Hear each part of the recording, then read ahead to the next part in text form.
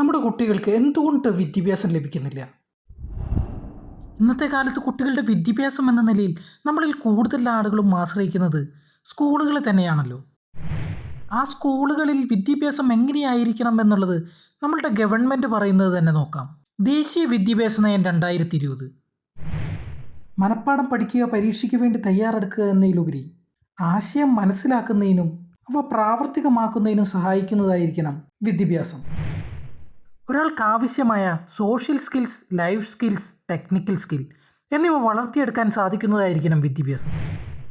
മാറുന്ന സാഹചര്യങ്ങൾ മനസ്സിലാക്കി അവിടെ ശരിയായ തീരുമാനങ്ങൾ എടുത്ത് മുന്നോട്ട് പോകാനായിട്ട് ഒരു വ്യക്തിയെ സഹായിക്കുന്നതായിരിക്കണം വിദ്യാഭ്യാസം. ഏതൊരാൾക്കും അവർക്ക് ഇഷ്ടപ്പെട്ട മേഖല കണ്ടെത്തി അവിടെ നിലനിൽക്കാൻ ആവശ്യമായ സ്കില്ലുകൾ നേടിയെടുത്ത് അതിലൂടെ വരുമാനം സൃഷ്ടിച്ച് ജീവിതം മുന്നോട്ട് കൊണ്ടുപോകാൻ സഹായിക്കുന്നതായിരിക്കണം വിദ്യാഭ്യാസം. എന്നാൽ ഇത്തരത്തിലുള്ളൊരു വിദ്യാഭ്യാസമാണോ നമ്മുടെ കുട്ടികൾക്ക് സ്കൂളുകളിൽ നിന്ന് ലഭിക്കുന്നത്? നമ്മുടെ പുതിയ ദേശീയ വിദ്യാഭ്യാസ നയം നടപ്പിലായാൽ ഈ പ്രശ്നങ്ങളിൽ ഒരുപാട് മാറ്റങ്ങൾ ഉണ്ടായേക്കാം. എന്നാൽ അത് പൂർണ്ണമായും നിലവിൽ വരാൻ ഒരുപാട് സമയം ആവശ്യമാണ് എന്നുള്ള കാര്യം നമ്മൾ അംഗീകരിച്ചേ മതിയാവും.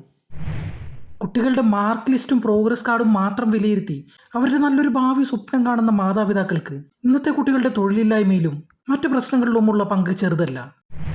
നമ്മുടെ വിദ്യാഭ്യാസ സമ്പ്രദായത്തിലെ പോരായ്മകൾ എന്താണ് എന്നറിയണമെന്നുണ്ടെങ്കിൽ വികസിത രാജ്യങ്ങളിലെ പഠന രീതി എങ്ങനെയാണ്, അവിടെ എന്തൊക്കെ കാര്യങ്ങളാണ് കുട്ടികളുടെ സ്കിൽ ഡെവലപ്മെൻറ്റിന് വേണ്ടി ചെയ്യുന്നത് എന്നീ കാര്യങ്ങളൊക്കെ ഒന്ന് ശ്രദ്ധിച്ചാൽ മതി. ഇത്തരത്തിലുള്ളൊരു സിസ്റ്റം നമ്മളുടെ സ്കൂളുകളിൽ നിലവിൽ വരാൻ ഒരുപക്ഷെ ഒരുപാട് ടൈം എടുത്തേക്കാം.